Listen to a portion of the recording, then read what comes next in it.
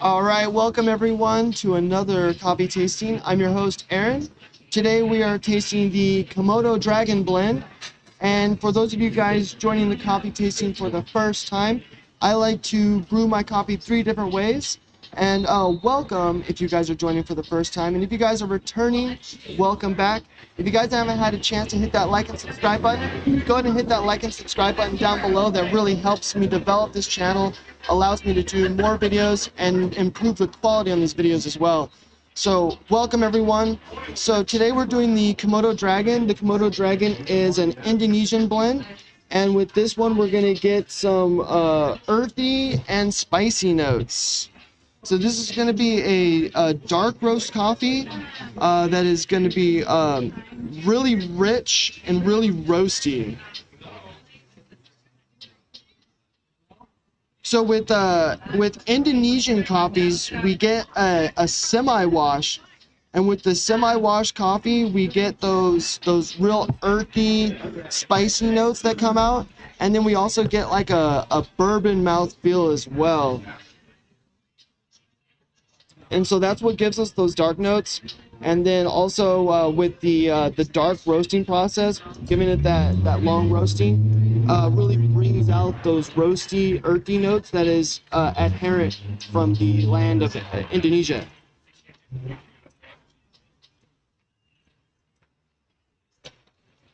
So the reason why I like to brew my coffee 3 different ways is so that we can explore the different flavor notes that we get from different brew methods, but from the same blend of coffee. So with a pour over versus a Chemex versus a French press, we're going to experience different amounts of sediments and a different amount of oils. And those levels of oils and levels of sediment is going to impact the flavor of your coffee.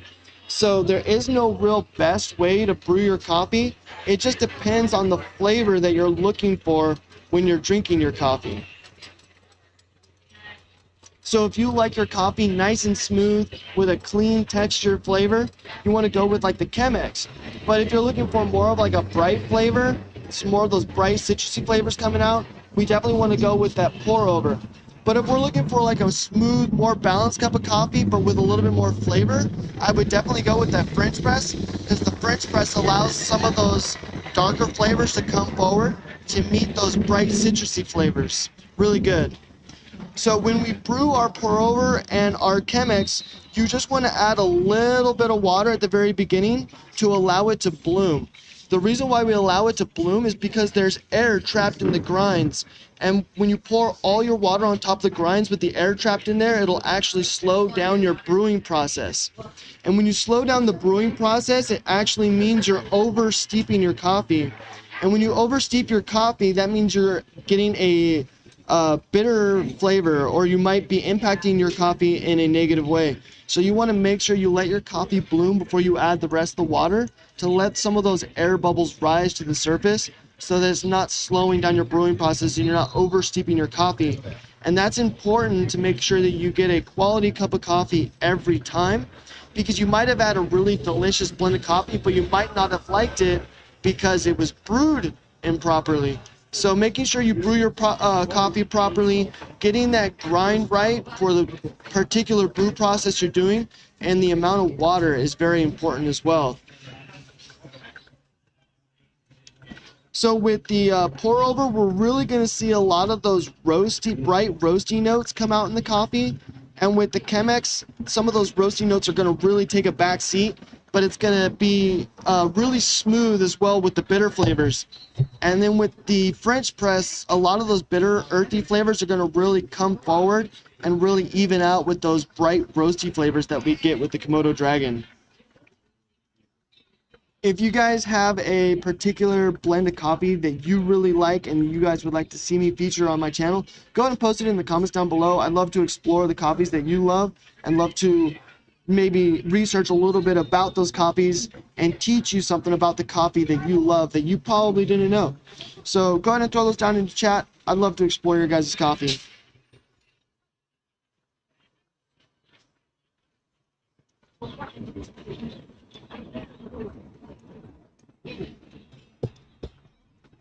All right, so while we wait for the Chemex to finish brewing, we are going to go ahead and taste the pour over. So with the pour over, like I said, we're going to get a little bit more of those bright citrusy notes with a little bit of those bitter earthy flavors, or the bright spicy notes rather. So with a coffee tasting, it's a 3-process coffee tasting. So one of the first things we're going to do with the coffee tasting is go ahead and sniff the coffee. We want to really get those aromas and really see what we're smelling from the coffee. So with the initial smell off the pour over, I'm really getting those bright roasty notes that are lifting off at the surface of the coffee. So I'm really getting those bright notes. Not too much of those bitter earthy flavors.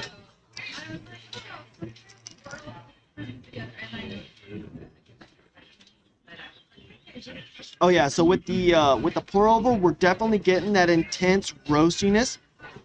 Right now, the sides of my tongue are just being bombarded with those bright citrusy roasty notes, and I'm getting a little bit of those bitters towards the center of my tongue, but it's not too intense. Right now, I'm getting that lingering bright roasty flavor on the sides. And then what that's actually doing right now is it's actually leaving me with a dry palate. And with that dry palate, you want to pair with something savory. You want to maybe have like cheese or salami or anything like bacon, anything salty to help make your mouth water to combat that dry mouth feeling that the pour over Komodo Dragon gives you. So that's very important. So if you're drinking the pour over Komodo Dragon, you probably want something to pair it with, something savory to combat that dry mouth feeling for you. Excellent. Not my favorite blend for this or brew for this particular cup of coffee because of that bright roasty notes that we're getting and that lingering dry mouth feeling. Not my favorite flavor because I tend to not really pair my coffee with a food item, or I don't have the opportunity to pair my coffee with a food item. And so when you get that dry mouth feeling, it ends up being an inconvenience when you don't have something to pair it with. So if you don't have anything to pair your Komodo Dragon with and you're trying to decide on what brew method to do, I would tend to lean away from the pour over just because we get that dry mouth feeling. So now we're going to go ahead and try the Chemex. With the Chemex, the bright citrusy flavor is going, or bright roasty flavor is going to be way less predominant, and it's going to be a little bit more balanced, but it's going to be a very light cup of coffee too. The reason why the Chemex is a lighter cup of coffee is because it's a coarser grind, so there's less surface area for the water to pass over. And then it's a triple filter paper filter. With that triple paper filter, we're actually filtering out more sediments and more oils. And because we're filtering out more sediments and more oils, we're making for a lighter cup of coffee. And with that lighter cup of coffee, it can impact your stomach less because some people might have a sensitive stomach to oils and those extra sediments that you get in a French press. So if you have like a sensitive stomach to coffee, or you notice that coffee is giving you an upset stomach, I encourage you to try the Chemex because you're getting less oils and less sediments in your coffee, so it's going to make less of an impact on your stomach. And it's much more smoother to drink too.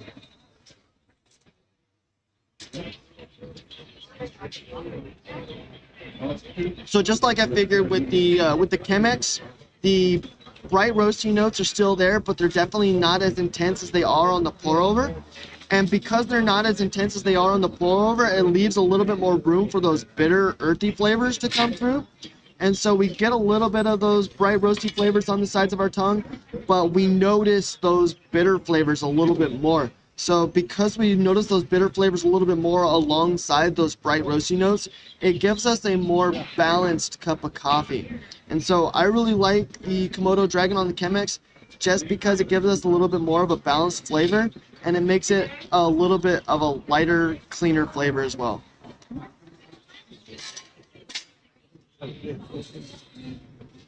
All right, so now we are going to taste the French press. With the French press, we're getting all those sediments that you wouldn't normally get in a pour over and a Chemex, and then we're also getting those oils as well. with those sediments that we're getting in the French press, it's going to bring forward a little bit more of those bitter, earthy flavors that we get in the Komodo Dragon. And because those bitter, earthy flavors are coming forward, it's going to make it a little bit more of a balanced cup of coffee like the Chemex, but it's going to make it darker. So it's on par with the Chemex, but a darker flavor coffee because we're getting more sediments and more oils.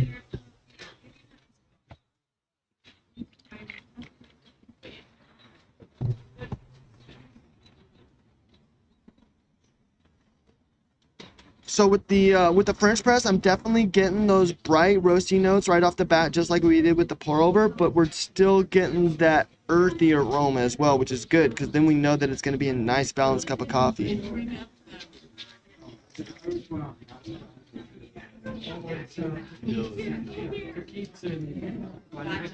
That is really good. So with the French press, it's interesting because when you see French press, you think it's going to be a really intense cup of coffee. But when we do the darker roast coffees on the French press, we get a little bit more of a balanced flavor because when you do the darker roast coffees on like a pour over, some of those bright citrusy notes really come forward and drive the cup of coffee. And sometimes those bright citrusy notes can leave you with like that unpleasant feeling, like with this particular coffee, when you get that dry mouth feeling. So with this, it's much better because you get that full flavor, that full richness coffee. It's balanced because you have those bitter, earthy flavors coming forward and meeting with those bright, roasty flavors. And those bright, roasty flavors are washing away really clean, smoothly, so you're not left with that dry palate like you are with the pour over. So if you guys like that bold roasty cup of coffee and that full flavor, I would definitely choose the French press. If you guys don't like the full flavor, but you want a more smooth, balanced cup of coffee, I would go with the Chemex. And then if you guys do like that bright roasty floral flavor, I would definitely go with that pour over because those bright roasty notes really do come forward. I would just suggest that you have something savory to pair it with so that you can combat that dry mouth feeling so you're not left with the inconvenience dry mouth that it leaves you with. But my preferred brew on the Komodo Dragon is definitely the French press. And the reason why it's my preferred brew is because we are getting a more balanced cup of coffee. Those bitter, earthy flavors are helping drive the cup of the coffee. The bold, roasty notes aren't in charge. So that is why the French press on this particular blend is my favorite, just because we get a more balanced cup of coffee. If you do want that balanced cup of coffee but a lighter flavor, definitely go with the Chemex. Really, really good. So now we're going to talk a little bit about Komodo Dragon itself and how it came to be and where it came from.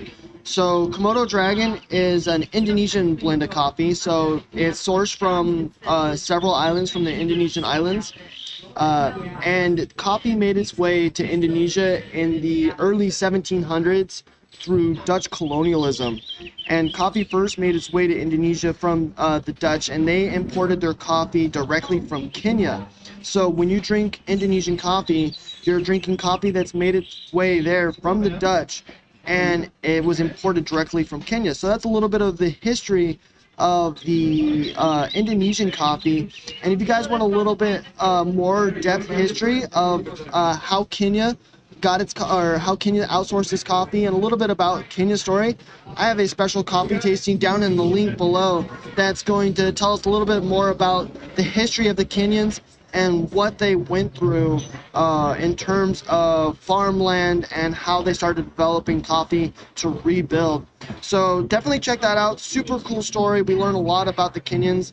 And so now that we know that this coffee came from Kenya, we and then the Dutch colonialism, coffee didn't really make a major foothold in Indonesia until the late 1900s. Around 1980 is when coffee started booming and farmers really started to capitalize on growing coffee.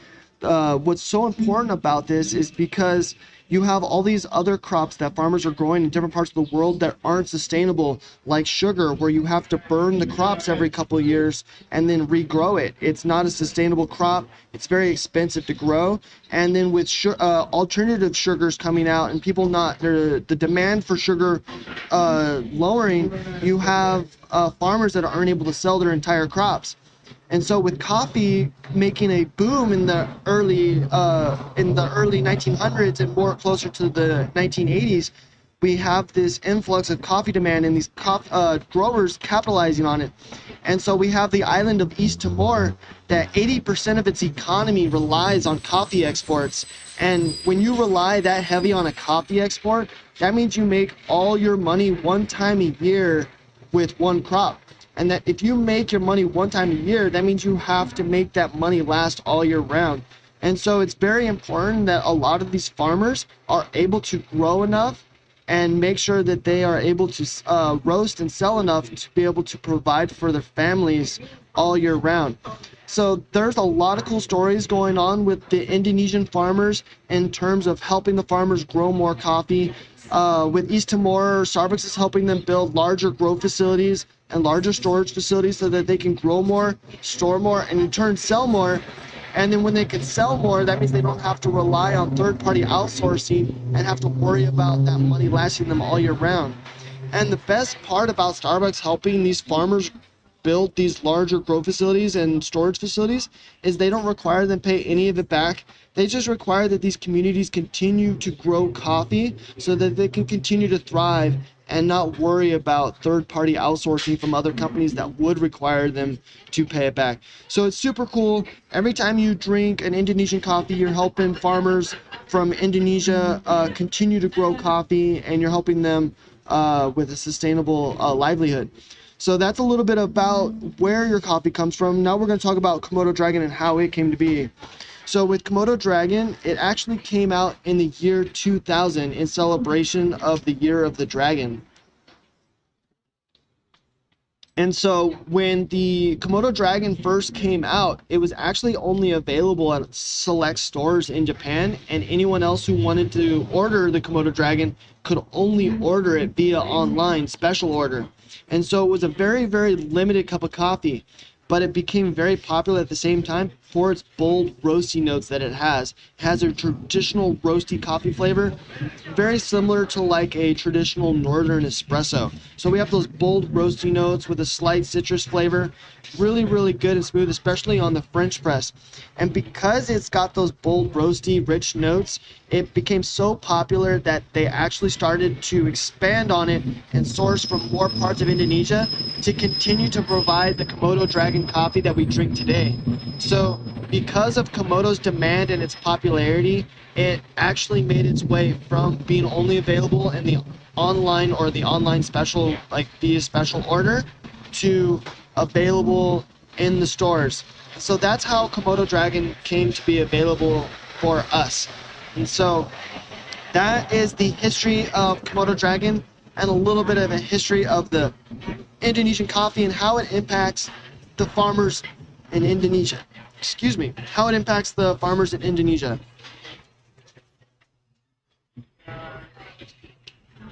Really good cup of coffee, you guys. Again, if you guys are joining me for the first time, go ahead and hit that like and subscribe button down below. Every like and subscribe helps me develop this channel, helps me make it better, and allows me to continue to make these videos in the future. If you guys are returning, thanks again for returning. I hope you guys enjoyed today's live stream. Have a great day. I will see you this Tuesday as we explore the Lighthouse Coffee in downtown Palm Springs. And they get their beans supplied to them by a local roaster in Joshua Tree. So we're going to explore a little bit about their coffee and what they have to offer, where they source their beans, and a little bit about what inspires them to roast coffee locally. Thanks again, everyone, for joining today's coffee tasting. I will see you Tuesday.